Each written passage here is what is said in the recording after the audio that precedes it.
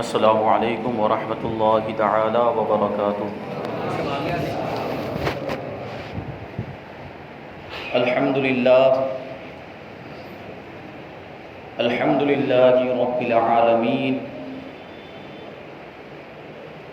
والعاقبۃ للمتقین والصلاة والسلام علی سید الانبیاء والمرسلین وعلى آلہ واصحابہ اجمعین، اما بعد فاعوذ باللہ من الشیطان الرجیم، بسم اللہ الرحمن الرحیم۔ رضی اللہ عنہم ورضوا عنہ، صدق اللہ مولانا العظیم، وصدق رسوله النبی الامین المتین الکریم، ونحن على ذلك لمن الشاهدين والشاكرين والذاكرين والحامدين، والحمد لله رب العالمين۔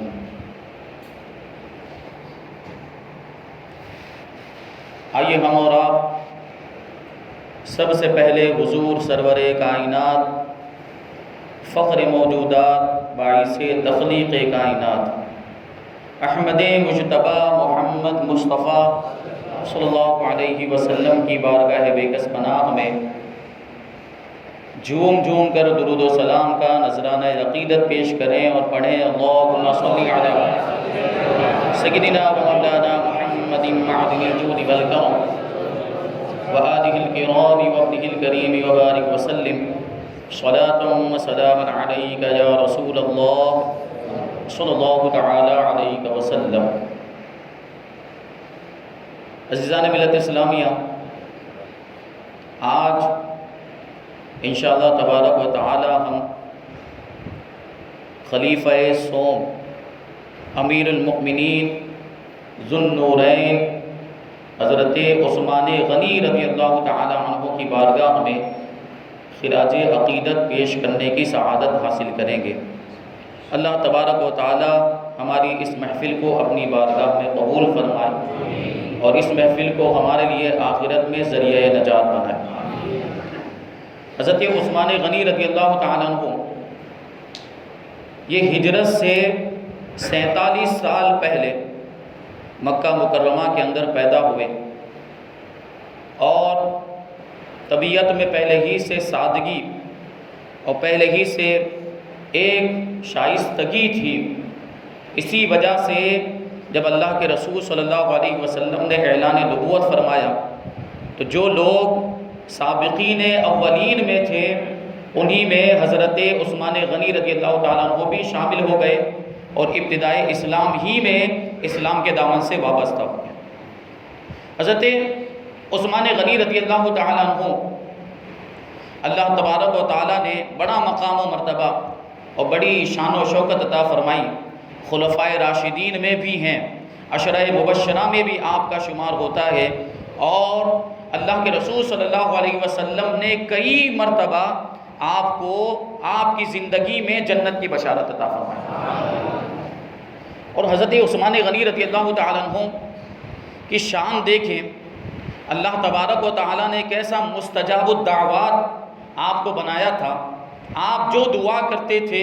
اللہ تبارک و تعالیٰ اس دعا کو قبول فرمایا کرتا تھا۔ حضرت ابو قلابہ کا بیان ہے، وہ کہتے ہیں کہ میں نے سرزمین شام پر ایک شخص کو دیکھا، ملک شام کی سرزمین میں ایک شخص کو دیکھا کہ وہ چلا رہا تھا میرے لیے جہنم ہے، میرا ٹھکانہ جہنم۔ تو میں اٹھا اور اس کے قریب گیا تو منظر دیکھ کر حیران رہ گیا کہ اس شخص کے پاؤں بھی کٹے ہوئے تھے، ہاتھ بھی کٹے ہوئے تھے اور آنکھوں سے اندھا تھا، اور زمین پر اوندے منہ پڑا ہوا بس یہی صدا لگا رہا تھا کہ میرے لیے جہنم ہے، میرا ٹھکانہ جہنم ہے۔ تو میں نے اس سے پوچھا کہ تم ایسا کیوں کہہ رہے ہو، یہ کیوں صدا لگا رہے ہو میرے لیے جہنم، یہ کہنے کی وجہ کیا ہے؟ تو اس نے جواب دیا کہ میں ان بد نصیبوں میں تھا جو حضرت عثمان غنی کو شہید کرنے کے لیے اب آپ کے مکان میں داخل ہو گئے تھے، اور جب میں تلوار لے کر قریب پہنچا تو آپ کی زوجہ محترمہ نے مجھے روکنے کی کوشش کی، مجھے ڈانٹا، تو میں نے غصے میں آ کر آپ کی زوجہ محترمہ کو، بی بی صاحبہ کو، میں نے ان کے رخسار پر تھپڑ مار دیا۔ حضرت عثمان غنی رضی اللہ تعالیٰ عنہ نے جب یہ دیکھا تو آپ کو جلال آ گیا اور غصے میں دعا فرمائی، اے پروردگار عالم اس کے دونوں ہاتھوں کو کاٹ دے، اس کے دونوں پاؤں کو جو ہے کہ کاٹ دے اور اسے اندھا کر کے جہنم میں عمدے منہ جھونک دے۔ یہ دعا حضرت عثمان غنی رضی اللہ تعالیٰ عنہ نے کی۔ وہ شخص بیان کرتا ہے کہ جب حضرت عثمان غنی کا پرجلال چہرہ میں نے دیکھا اور یہ قاہرانہ دعا سنی تو میرے بدن پر لرزہ طاری ہو گیا، کپ کپی طاری ہو گئی اور کانپتے ہوئے خوف کے مارے میں وہاں سے بھاگ گیا۔ حضرت عثمان غنی رضی اللہ تعالیٰ عنہ کی 4 دعائیں تو میرے حق میں جو ہے کہ 3 دعائیں تو میرے حق میں قبول ہو چکی، میرے ہاتھ بھی دیکھ رہے ہو کہ کٹ گئے ہیں، میرے پاؤں بھی کٹ گئے، آنکھوں سے بھی اندھا ہو گیا، اب ایک دعا باقی ہے اور وہ جہنم کی دعا ہے۔ اسی لیے میں کہہ رہا ہوں کہ جہنم میں میرا ٹھکانہ ہے، مجھے جہنم میں جانا ہے، بس یہی جہنم میں داخل ہونے کی دعا ہے جو میرے حق میں باقی رہ گئی ہے۔ حضرت عثمان غنی رضی اللہ تعالیٰ عنہ کی دعا کے اندر یہ مقبولیت، آپ نے اس کے لیے دعا فرمائی تھی کہ تیرے دونوں ہاتھ پاؤں کٹ جائے، تو اندھا ہو جائے اور جہنم میں تجھے جھونک دیا جائے۔ تو دنیا کے اندر ہی اس نے اس چیز کو دیکھ لیا، اللہ تبارک و تعالیٰ نے آپ کی دعا کو اس طریقے سے عملی جامہ پہنا دیا۔ یہ شان حضرت عثمان غنی رضی اللہ تعالیٰ عنہ کی، آپ کی جو کنیت ہے وہ ہے ابو عمرو اور آپ کا نام عثمان اور آپ کا شجرہ نسب 5ویں پشت میں اللہ کے رسول صلی اللہ علیہ وسلم کے شجرہ نسب سے جا کر مل جاتا ہے۔ آپ کا نسب اس طریقے سے ہے، عثمان ابن عفان ابن ابو العاص ابن امیہ ابن عبد شمس ابن عبد مناف۔ یہ عبد مناف وہی ہے جو حضرت عبد المطلب رضی اللہ تعالیٰ عنہ کے دادا ہے۔ وہ وہاں پر جا کے حضرت عثمان غنی رضی اللہ تعالیٰ عنہ کا شجرہ نسب اللہ کے رسول صلی اللہ علیہ وسلم کے شجرہ نسب سے جا کر مل جاتا ہے۔ اور حضرت عثمان غنی کی شان دیکھیں، آپ کا ایک لقب ذو النورین بھی ہے اور ایک لقب جامع القرآن بھی ہے، قرآن کو جمع کرنے والا۔ قرآن کو جمع کرنے کا سلسلہ حضرت ابوبکر صدیق رضی اللہ تعالیٰ عنہ کے زمانے سے شروع ہو گیا تھا۔ جب اللہ کے رسول دنیا سے تشریف لے گئے اور حفاظ کرام شہید ہونے لگے تو حضرت ابوبکر صدیق رضی اللہ تعالیٰ عنہ نے اس کی ضرورت محسوس کی کہ قرآن مجید کو کتابی شکل میں جمع کیا جائے، اس کو لکھا جائے۔ یہ سلسلہ وہاں سے شروع ہوا، فاروق اعظم نے بھی اس کا اہتمام کیا، لیکن یہ سلسلہ مکمل ہوا ہے اور پورے طور پر اگر کسی نے قرآن کو جمع کرنے کا اہتمام کیا ہے تو وہ عثمان غنی کی ذات ہے۔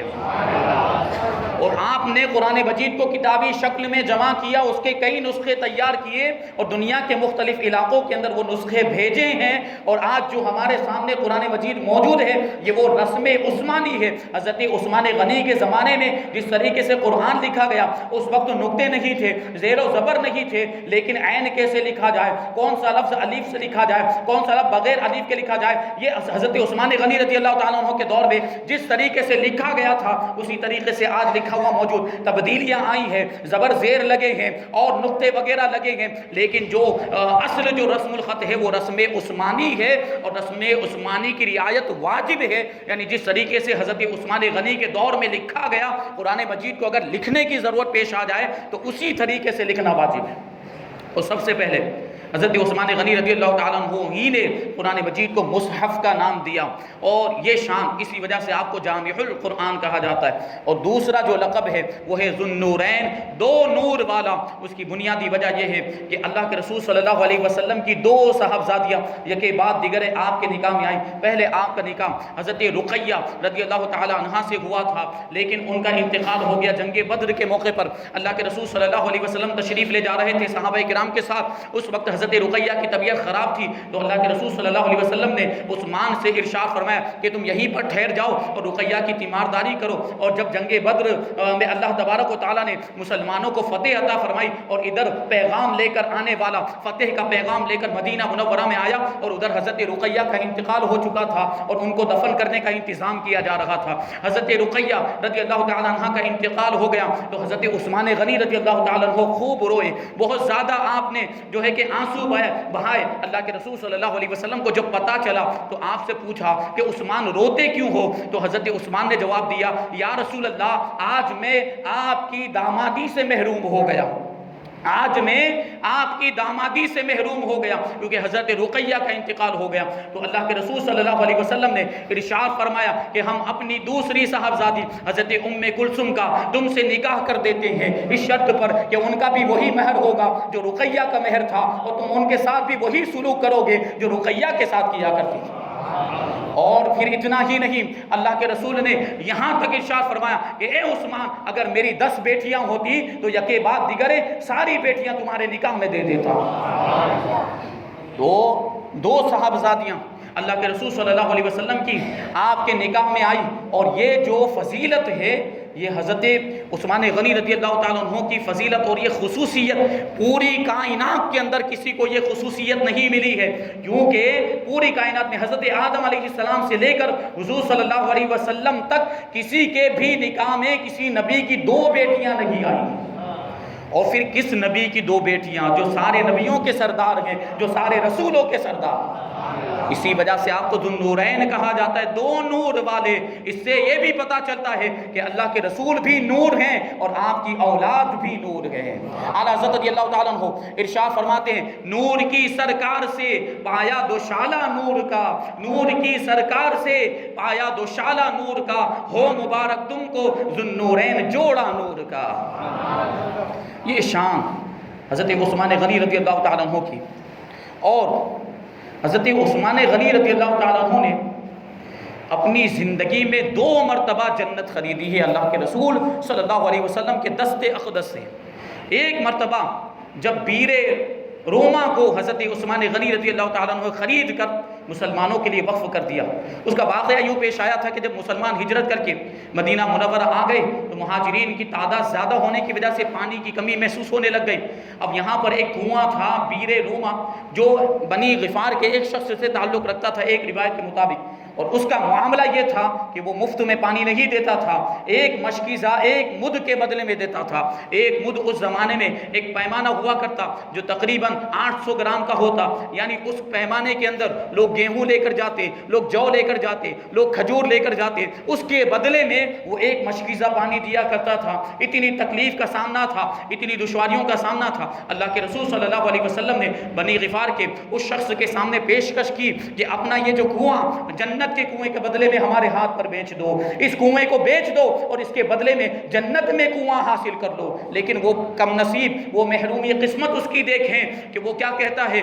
کہ میرا اور میری اولاد کا ذریعہ معاش یہ ایک ہی کنواں ہے، اس کے یہ معاملے کی مجھ میں طاقت نہیں، یہ جو کنواں ہے میں آپ کو نہیں دے سکتا۔ لیکن جب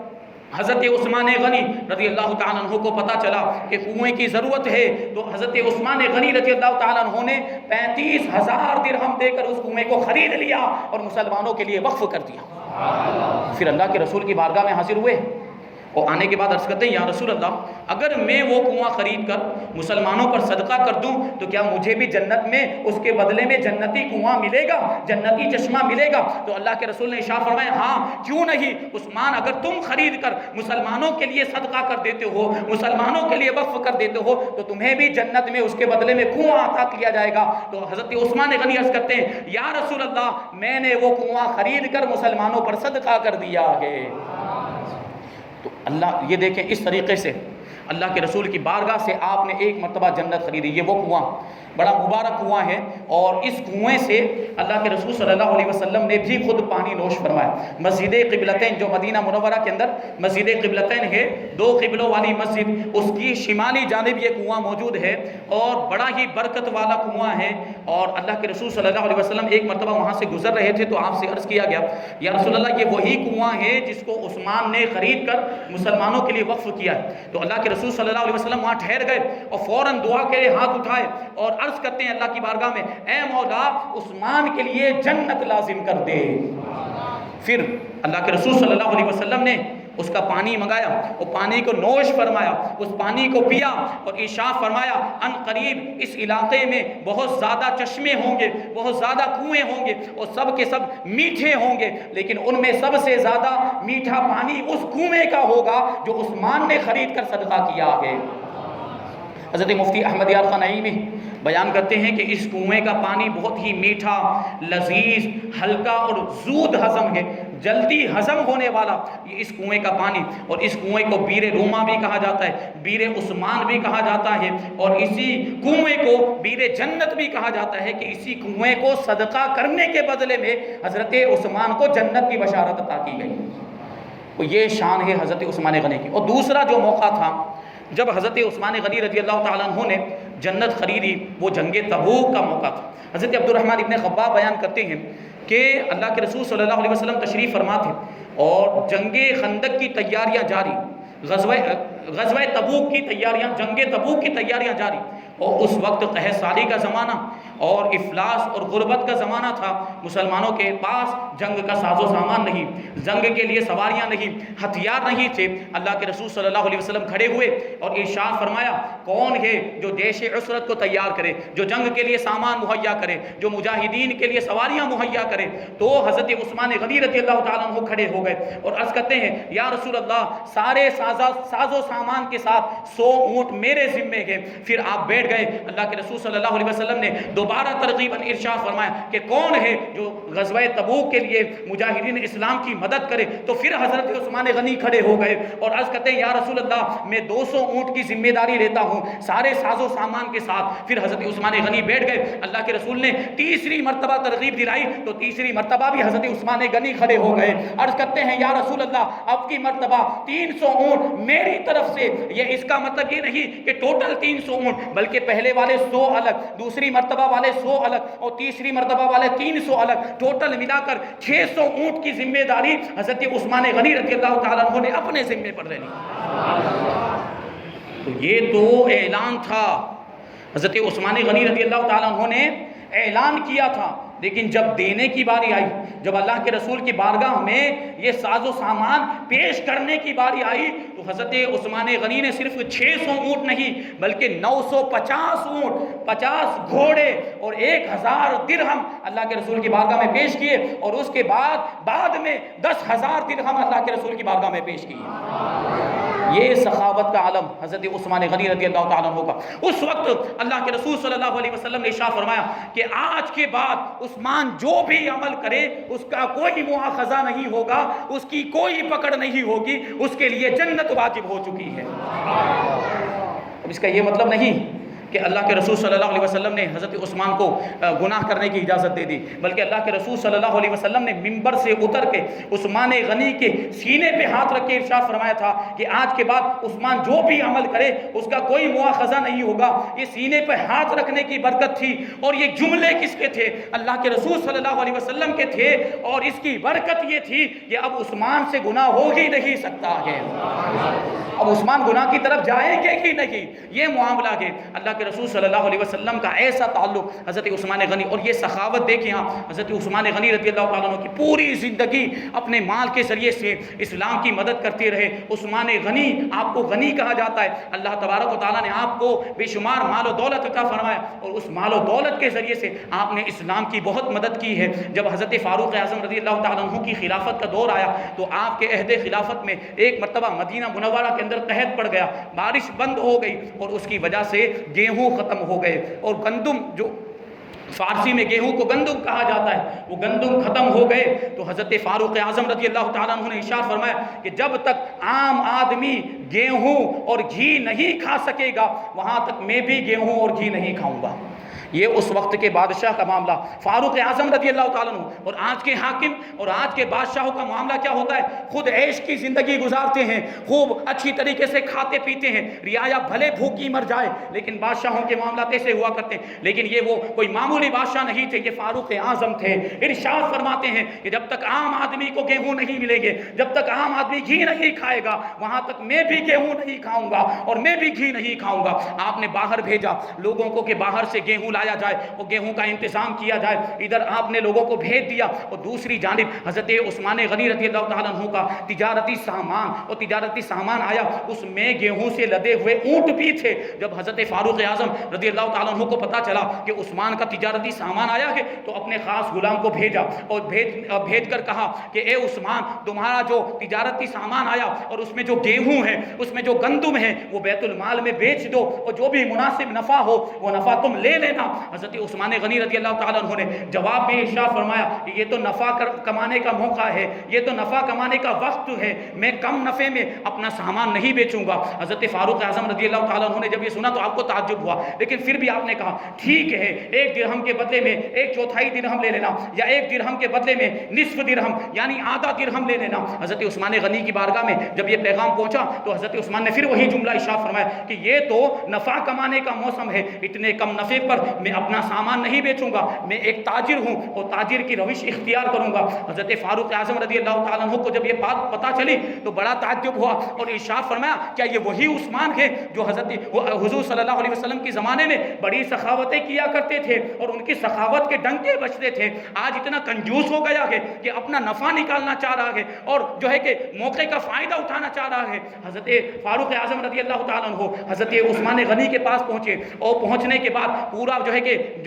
معاملہ دریافت کیا کہ کیا بات ہے، تم اتنا زیادہ نفع کیوں لینا چاہتے، یہ تو غبن فاحش ہے، اتنا زیادہ نفع میں تمہیں نہیں دوں گا۔ تو حضرت عثمان غنی رضی اللہ تعالیٰ عنہ نے ارشاد فرمایا کہ اے عمر، اے امیر المؤمنین، میں نے اس ذات کے ساتھ سودا کیا ہے جو 1 کے بدلے میں 700 عطا فرماتا ہے اور بلکہ بے شمار عطا فرماتا ہے۔ حضرت عثمان غنی کی طرف سے اعلان کرا دیا گیا کہ جس کو بھی گیہوں چاہیے، جس کو بھی گندم چاہیے، وہ مفت میں حضرت عثمان غنی کے گھر سے لے کر جائے۔ یہ سخاوت کا معاملہ اور یہ انداز حضرت عثمان غنی رضی اللہ تعالیٰ عنہ کی سخاوت کا تھا۔ یہ معاملات بخشش حضرت عثمان غنی رضی اللہ تعالیٰ عنہ کو اللہ تبارک و تعالیٰ نے بہت بڑا مقام و مرتبہ عطا فرمایا، اور زندگی میں اللہ کے رسول صلی اللہ علیہ وسلم نے بار بار آپ کو جنت کی بشارت عطا فرمائی۔ اس میں سے ایک موقع حضرت ابو موسیٰ اشعری رضی اللہ تعالیٰ عنہ بیان کرتے ہیں کہ میں ایک مرتبہ اللہ کے رسول صلی اللہ علیہ وسلم کے ساتھ مدینہ منورہ کے ایک باغ میں تھا کہ ایک شخص آئے اور انہوں نے دروازہ کھولنے کو کہا، باغ کا دروازہ کھولنے کے لیے کہا۔ تو اللہ کے رسول صلی اللہ علیہ وسلم نے ارشاد فرمایا کہ جاؤ دروازہ کھولو اور جو بھی آیا ہے اسے جنت کی بشارت دے دو۔ حضرت ابو موسیٰ اشعری کہتے ہیں میں گیا، دروازہ کھولا تو حضرت ابوبکر صدیق تھے۔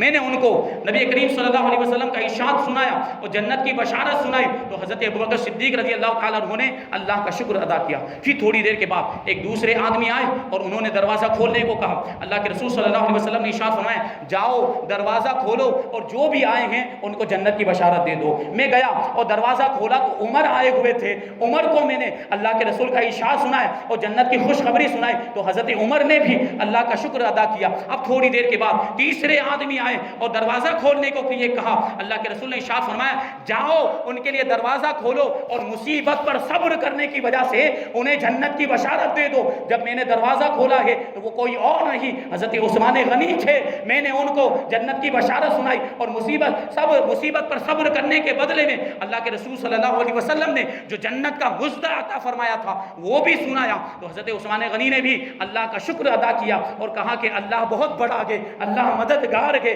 تو یہ وہ موقع ہے، اس موقع پر بھی اللہ کے رسول صلی اللہ علیہ وسلم نے حضرت عثمان کو جنت کی بشارت عطا فرمائی ہے۔ یہ مقام و مرتبہ اور یہ شان حضرت عثمان غنی کی، اور کیسی خصوصیات۔ ایک مرتبہ جب ذی قعدہ ہجری 6 میں اللہ کے رسول صلی اللہ علیہ وسلم عمرے کے ارادے سے صحابہ کرام کے ساتھ مکہ مکرمہ کی طرف روانہ ہوئے تو حدیبیہ کے میدان میں آپ کو روک دیا گیا۔ کفار و مشرکین سمجھ رہے تھے کہ آپ جنگ کرنے کے لیے آ رہے ہیں، تو اس لیے آپ کو مکہ میں داخل نہ ہونے دیا گیا اور حدیبیہ کے میدان میں آپ رک گئے۔ تو اللہ کے رسول صلی اللہ علیہ وسلم نے حضرت عثمان غنی رضی اللہ تعالیٰ عنہ کو مدینہ منورہ بھیجا کہ جاؤ اور حالات کا جائزہ لے کر آؤ کہ کیا معاملات ہیں۔ حضرت عثمان غنی رضی اللہ تعالیٰ عنہ کفار و مشرکین کے درمیان بھی بڑا روب و دبدبہ رکھتے تھے اور آپ کی بڑی حیثیت اور لوگ آپ کو بہت زیادہ مانتے تھے۔ اس وجہ سے اللہ کے رسول صلی اللہ علیہ وسلم نے آپ کو بھیجا کیونکہ آپ کے ان کفار پر بہت زیادہ احسانات تھے۔ اللہ کے رسول صلی اللہ علیہ وسلم نے یہ بھی ارشاد فرمایا کہ وہاں کے غریب مسلمانوں کو اطمینان دلانا کہ ان قریب مکہ فتح ہونے والا ہے اور ان قریب اللہ تبارک و تعالی ہم کو غالب فرمائے گا۔ حضرت عثمان غنی رضی اللہ تعالیٰ عنہ مکہ مکرمہ میں پہنچے اور کفار و مشرکین سے گفتگو کی اور کہا کیا معاملہ ہے؟ تو ان لوگوں نے کہا کہ ہم اس سال تمہارے نبی کو نہیں آنے دیں گے، اگلے سال آئیں اور عمرہ کر کے چلے جائیں، لیکن اس سال جو ہے یہ عمرہ کرنے کی اجازت نہیں ہے۔ اور پھر حضرت عثمان سے وہ لوگ کہنے لگے کہ تم چاہو، کیونکہ تم آ گئے ہو مکہ کے اندر، تو تم چاہو تو خانہ کعبہ کا طواف بھی کر لو، صفا و مروہ کی سعی بھی کر لو اور عمرہ مکمل کر لو۔ عثمان غنی نے جواب دیا یہ ہو ہی نہیں سکتا کہ میرے آقا نے عمرہ نہ کیا ہو اور میں عمرہ کر لوں۔ اور ادھر صحابہ کرام بھی آپس میں گفتگو کر رہے ہیں حدیبیہ کے میدان میں کہ عثمان تو بڑے خوش نصیب ہیں، وہ وہاں پہنچے ہیں، انہوں نے تو طواف بھی کر لیا ہوگا، صفا و مروہ کی سعی بھی کر لی ہوگی۔ اللہ کے رسول صلی اللہ علیہ وسلم نے جواب دیا کہ عثمان ہمارے بغیر طواف کر ہی نہیں سکتا۔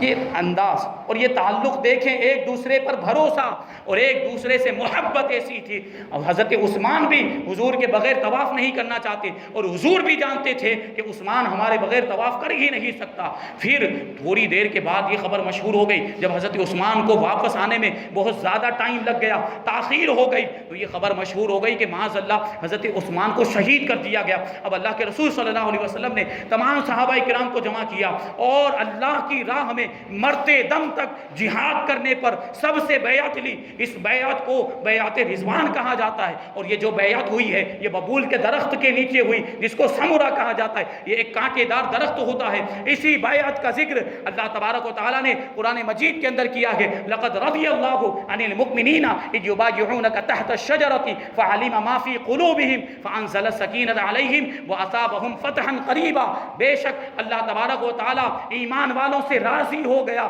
جب وہ درخت کے نیچے اے محبوب آپ کے ہاتھ پر بیعت کر رہے تھے، اور اللہ نے جان لیا جو کچھ ان کے دل میں تھا، اللہ تبارک و تعالیٰ نے ان پر اطمینان اتار دیا۔ تو حضرت عثمان غنی رضی اللہ تعالیٰ عنہ موجود نہیں تھے، سارے صحابہ کرام حضور کے ہاتھ میں ہاتھ دے کر بیعت کر رہے تھے۔ حضرت عثمان غنی رضی اللہ تعالیٰ عنہ کی جب باری آئی تو اللہ کے رسول صلی اللہ علیہ وسلم نے اپنا بایاں ہاتھ اپنے سیدھے ہاتھ میں رکھ کے ارشاد فرمایا کہ یہ عثمان کی بیعت ہے۔ حضور نے اپنے ہاتھ کو عثمان کا ہاتھ فرمایا۔ صحابہ کرام کہتے تھے، اس واقعے کو یاد کرتے ہوئے اور اس واقعے کا ذکر کرتے ہوئے صحابہ کرام آپس میں ذکر کیا کرتے اور تذکرہ کیا کرتے تھے کہ ہم نے اپنے ہاتھ کے ذریعے سے بیعت کی تھی، لیکن اللہ کے رسول صلی اللہ علیہ وسلم نے اپنے ہاتھ کو عثمان کا ہاتھ بتایا، اور اللہ کے رسول سے بہتر کسی کا ہاتھ ہو ہی نہیں سکتا۔ یہی وہ عثمان غنی ہے جنہوں نے یہ ارشاد بھی فرمایا کہ میں نے جب سے رسول اللہ صلی اللہ علیہ وسلم کے ہاتھ میں ہاتھ دے کر اسلام قبول کیا کہ اپنا دائنا ہاتھ جب سے میں نے اللہ کے رسول صلی اللہ علیہ وسلم کے ہاتھ میں دیا کہ اس وقت سے لے کر آج تک میں نے اپنے دائنے ہاتھ سے اپنی شرمگاہ کو نہیں چھوا۔ یہ ادب و احترام اور سنت پر عمل کیسا کہ اپنے تمام افعال اور اقوال کے اندر سنتوں کو اپنایا کرتے تھے، رسول اللہ کی اداؤں کو اور آپ کے انداز کو اپنایا کرتے تھے۔ ایک مرتبہ جو ہے مسجد نبوی کے دروازے پر بیٹھے اور بکری کی دستی کا گوشت منگوایا اور وہیں پر بیٹھ کر آپ نے وہ گوشت تناول کیا اور پھر بغیر وضو کیے ہوئے نماز ادا کی۔ جب لوگوں نے پوچھا کہ اس کا معاملہ کیا ہے، آپ نے ایسا کیوں کیا، تو حضرت عثمان غنی نے ارشاد فرمایا کہ ایک مرتبہ اللہ کے رسول صلی اللہ علیہ وسلم نے اسی طریقے سے مسجد نبوی کے دروازے پہ بیٹھ کر یہی بکری کے دستی کا گوشت کھایا تھا، اسی سنت پر عمل کرنے کے لیے میں نے ایسا کیا ہے۔ پھر ایک مرتبہ حضرت عثمان غنی رضی اللہ تعالیٰ عنہ وضو فرمانے کے بعد مسکرانے لگے۔ وہ بظاہر مسکرانے کی کوئی وجہ نہیں تھی۔ لوگوں نے پوچھا کہ عثمان مسکراتے کیوں ہیں، تو حضرت عثمان غنی نے جواب دیا کہ کوئی وجہ نہیں ہے، اس کی صرف بس اتنی وجہ ہے کہ ایک مرتبہ اسی موقع پر اللہ کے رسول صلی اللہ علیہ وسلم بھی وضو فرمانے کے بعد مسکرائے تھے، تو حضور کی اس سنت پر عمل کرنے کے لیے میں بھی مسکرا رہا ہوں۔ وجہ نہ ہونے کے باوجود سنت پر عمل کرنے کا ایسا جذبہ۔ اور حیا کا معاملہ امام حسن بصری رضی اللہ تعالیٰ عنہ بیان کرتے ہیں کہ حضرت عثمان غنی رضی اللہ تعالیٰ عنہ کی حیا اور اتنی انتہا کو پہنچی ہوئی تھی کہ اگر وہ کسی کمرے کے اندر ہوتے، وہ کمرے کا دروازہ بند ہوتا، اس کے باوجود نہانے کے لیے اپنے کپڑے نہیں اتارتے تھے، اور کبھی حیا کی وجہ سے آپ نے اپنی کمر کو سیدھا نہیں کیا ہے۔ یہ حیا کا معاملہ آپ خود ارشاد فرماتے ہیں کہ نہ میں نے زمانے جاہلیت میں کبھی بدکاری کی ہے، نہ اسلام قبول کرنے کے بعد کوئی بدکاری کی ہے۔ یہ مقام و مرتبہ، یہ شان اور یہ حیا اللہ کے رسول صلی اللہ علیہ وسلم ایک مرتبہ تشریف فرما تھے اپنے کاشان نبوت کے اندر، اور کپڑا آپ کا جو ہے وہ پنڈلی سے اٹھا ہوا تھا اور آرام سے آپ ٹیک لگائے ہوئے تشریف فرما تھے۔ حضرت عائشہ صدیقہ رضی اللہ تعالیٰ عنہ بیان کرتی ہیں کہ اسی حالت میں حضرت ابوبکر صدیق رضی اللہ تعالیٰ عنہ تشریف لائے، سلام کیا، حضور نے جواب دیا، وہ بیٹھ گئے اور حضور صلی اللہ علیہ وسلم اسی کیفیت پر اور اسی حالت پر رہے۔ حضرت فاروق اعظم آئے تو اللہ کے رسول صلی اللہ علیہ وسلم اسی حالت پر، لیکن جب حضرت عثمان غنی آئے تو اللہ کے رسول صلی اللہ علیہ وسلم سیدھے بیٹھ گئے اور اپنے کپڑے کو درست کر لیا۔ اب حضرت عائشہ صدیقہ کہتی ہیں میں نے بعد میں اللہ کے رسول صلی اللہ علیہ وسلم سے پوچھا، ابو بکر آئے تو آپ اسی حالت پر بیٹھے رہے، فاروق آئے تو آپ اسی حالت پر بیٹھے رہے، لیکن عثمان آئے تو آپ سیدھے ہو کر بیٹھ گئے، اپنے کپڑے کو درست کر لیا۔ تو اللہ کے رسول صلی اللہ علیہ وسلم نے ارشاد فرمایا کہ میں اس سے حیا کیوں نہ کروں جس سے فرشتے بھی حیا کرتے ہیں۔ یہ شان ہے حضرت عثمان غنی رضی اللہ تعالیٰ عنہ کی، اور آپ کی عبادت کا معاملہ یہ تھا کہ ہمیشہ ممنوع دنوں کے علاوہ، جن دنوں میں روزہ رکھنا جائز نہیں ہے، ان دنوں کے علاوہ ہمیشہ روزے رکھا کرتے تھے، اور رات کے ابتدائی حصے میں آرام کرنے کے بعد پھر پوری رات اللہ کی عبادت میں مشغول رہا کرتے تھے۔ اور حضرت شرحبیل بن مسلم بیان کرتے ہیں کہ حضرت عثمان غنی رضی اللہ تعالیٰ عنہ جب دوسروں کو کھانا کھلاتے تھے تو امیروں والا کھانا کھلاتے تھے، لیکن خود اپنے گھر پر زیتون اور سرکے پر گزارا کیا کرتے تھے۔ یہ سادگی کا عالم حضرت عثمان غنی رضی اللہ تعالیٰ عنہ کا، یہ ایسی تکلیفیں برداشت کرتے تب جا کے اللہ تبارک و تعالیٰ وہ مقام و مرتبہ عطا فرماتا ہے۔ یہ ہے حضرت عثمان غنی رضی اللہ تعالیٰ عنہ کی شان اور حضور کی اتباع کا وہ جذبہ۔ اسی وجہ سے تو اللہ کے رسول صلی اللہ علیہ وسلم بھی آپ سے بڑی محبت فرمایا کرتے تھے۔ جب حضرت عثمان غنی رضی اللہ تعالیٰ عنہ کو شہید کرنے کے لیے بلوائیوں نے آپ کے گھر کو گھیر لیا، آپ کے گھر کا محاصرہ کر لیا، حضرت عبداللہ ابن سلام بیان کرتے ہیں کہ ان ایام میں جب حضرت عثمان غنی کے گھر کا محاصرہ ہو گیا تھا اور آپ پر پانی بند کر دیا گیا کہ پانی کی ایک بوند بھی آپ کے گھر میں جانے نہیں دی جا رہی تھی اور آپ بھوک اور پیاس سے بے قرار ہو گئے، تو اس وقت حضرت عبداللہ ابن سلام کہتے ہیں میں حضرت عثمان غنی رضی اللہ تعالیٰ عنہ کی بارگاہ میں حاضر ہوا تو اس دن حضرت عثمان غنی رضی اللہ تعالیٰ عنہ روزے سے تھے، اور جیسے ہی مجھے حضرت عثمان غنی رضی اللہ تعالیٰ عنہ نے دیکھا تو ارشاد فرمایا اے عبداللہ آج اس روشن دان سے مجھے اللہ کے رسول صلی اللہ علیہ وسلم کی زیارت ہوئی ہے۔ روشن دان اجالیا، تو چونکہ گھر کا تو محاصرہ ہو چکا، دروازے بند تھے، حضرت عثمان غنی کہتے ہیں کہ اسی روشن دان سے اللہ کے رسول صلی اللہ علیہ وسلم تشریف لائے اور آنے کے بعد ارشاد فرماتے ہیں اے عثمان کیا ان لوگوں نے تم پر پانی بند کر دیا ہے اور پانی بند کرنے کی وجہ سے تم پیاس کی وجہ سے بے قرار اور بے چین ہو گئے ہو؟ تو حضرت عثمان غنی نے کہا ہاں یا رسول اللہ، پیاس تڑپا رہی ہے اور پیاس کی شدت کی وجہ سے بے قرار ہو گیا۔ اللہ کے رسول صلی اللہ علیہ وسلم نے وہیں سے اسی جو ہے روشن دان میں سے پانی کی ایک بالٹی، پانی کی ایک ڈول وہاں سے لٹکائی۔ حضرت عثمان کہتے ہیں میں نے اس پانی کو پیا اور میں سیراب ہو گیا، پیٹ بھر کے پی لیا، یہاں تک کہ ابھی اس وقت بھی اس پانی کی ٹھنڈک اپنی دونوں چھاتیوں اور اپنے دونوں کندھوں کے درمیان محسوس کر رہا ہوں۔ پھر اللہ کے رسول صلی اللہ علیہ وسلم نے ارشاد فرمایا کہ اگر تم چاہو تو ان کے خلاف تمہاری مدد کر دی جائے اور یہ جو دشمن ہیں ان کو تباہ و برباد کر دیا جائے، اور اگر تم چاہو تو ہمارے پاس آ کر روزہ افطار کرو۔ حضرت عثمان غنی کہتے ہیں یا رسول اللہ آپ کی بارگاہ میں حاضر ہو کر روزہ افطار کرنا مجھے زیادہ پسند ہے۔ اور حضرت عبداللہ ابن سلام کہتے ہیں پھر اسی دن بلوائیوں نے حضرت عثمان غنی رضی اللہ تعالیٰ عنہ کو شہید کر دیا۔ اب معاملہ یہ تھا حضرت عثمان غنی رضی اللہ تعالیٰ عنہ ایک مرتبہ اس مقام سے گزرے جنت البقیع کے جس کو حش کوکب کہا جاتا ہے، وہاں پر ٹھہر گئے اور اپنے ساتھیوں سے ارشاد فرمایا ایک جگہ کی طرف اشارہ کرتے ہوئے کہ ان قریب یہاں پر ایک شخص کو دفن کیا جائے گا۔ اب لوگوں کو حیرت کہ کس شخص کی بات چل رہی ہے۔ حضرت عثمان غنی رضی اللہ تعالیٰ عنہ کو ارشاد فرما دیا، لیکن جب آپ کی شہادت ہو گئی اس وقت لوگوں کو پتہ چلا کہ حضرت عثمان غنی رضی اللہ تعالیٰ عنہ نے اپنی زندگی کے اندر ہی اپنے دفن ہونے کی جگہ کے بارے میں بتا دیا تھا۔ جو بلوائی تھے انہوں نے آپ کے جسم مبارک کے تعلق سے بڑا ادھم مچایا، آپ کو نبی کریم صلی اللہ علیہ وسلم کے روضہ مبارک کے قریب بھی نہ لے جانے دیا اور نہ ہی جنت البقیع کی اس جگہ پر آپ کو دفن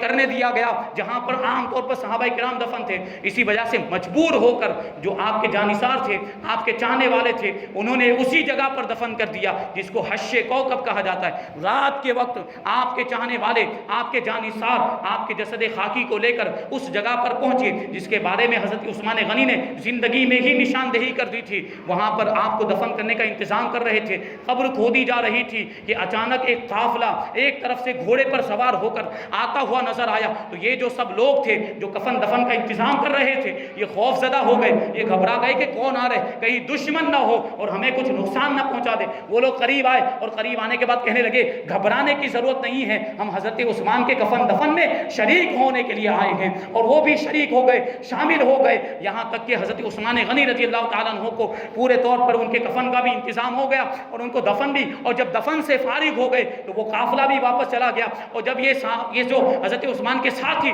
ان میں بہت سے صحابہ کرام بھی تھے, وہ بعد میں قسم کھا کر ایک دوسرے سے کہتے تھے کہ وہ قافلہ جو آیا تھا, وہ جماعت جو آئی تھی وہ کوئی اور نہیں تھی, وہ فرشتوں کی جماعت تھی. وہ فرشتوں کی جماعت تھی جو حضرت عثمان غنی کو دفن کرنے میں شریک ہونے کے لیے آئے تھے. یہ شان ہے حضرت عثمان غنی رضی اللہ تعالیٰ عنہ کی, اور یہ مقام و مرتبہ اللہ تبارک و تعالیٰ نے آپ کو عطا فرمایا. جب آپ کو بلوائیوں نے گھیر لیا تھا, جب آپ کے گھر کا محاصرہ ہو گیا, تو آپ کے جو ساتھی تھے وہ آئے اور آنے کے بعد ان کا مقابلہ کرنے کی اجازت طلب کرنے لگے. تو حضرت عثمان غنی نے کہا کہ اجازت نہیں ہے, لڑنا اور خون ریزی نہیں چاہتا میں, تم کو اجازت نہیں ہے. پھر آپ کے غلام آئے, ہتھیار پہن کر آئے, ہتھیار سے لیس ہو کر آئے, اجازت دے کہ ہم ان سے مقابلہ کریں جو آپ کو شہید کرنے کے لیے آئے. حضرت عثمان غنی نے کہا کہ ہتھیار اتار دو, ہتھیار اتار دو, خبردار ان سے مقابلہ کرنے کی کوئی ضرورت نہیں, اور سن لو تم میں سے جو بھی اپنے ہتھیار اتار دے گا میں نے اس کو آزاد کیا. حضرت عثمان غنی آگے ارشاد فرماتے ہیں کہ خون ریزی کے بعد قتل ہونا مجھے اس سے زیادہ محبوب ہے کہ میں خون ریزی سے پہلے ہی شہید ہو جاؤں, کیونکہ مجھے اللہ کے رسول صلی اللہ علیہ وسلم نے شہادت کی بشارت دے دی ہے. اب تم جنگ کرو یا نہ کرو میری شہادت تو ہو کر ہی رہے گی. حضرت عثمان غنی رضی اللہ تعالیٰ عنہ اس طریقے سے شہید ہوئے اور دنیا سے تشریف لے گئے. 18 ذی الحجہ آپ کی جو ہے کہ شہادت کا دن ہے. 18 ذی الحجہ ہجری 35 میں حضرت عثمان غنی رضی اللہ تعالیٰ عنہ کی شہادت ہوئی اور آپ کو جنت البقیع کے اس جگہ پر دفن کیا گیا جہاں پر آج آپ کا مزار پاک موجود ہے. اس وقت وہاں پر مزارات نہیں تھے, صحابہ کرام کے مزارات دور تھے, لیکن مجبوری میں آپ کو وہاں پر دفن کیا گیا. یہ حضرت عثمان غنی رضی اللہ تعالیٰ عنہ کی زندگی کے مختصر حالات. اب انشاءاللہ تبارک و تعالیٰ آئندہ کل مولا کائنات علی مرتضیٰ شیر خدا رضی اللہ تعالیٰ عنہ کے حالات زندگی بیان کیے جائیں گے. اللہ تبارک و تعالیٰ ہم سب کو جو کچھ بھی بیان ہوا اس پر عمل کرنے کی توفیق عطا فرمائے. وما علینا الا البلاغ. السلام علیکم.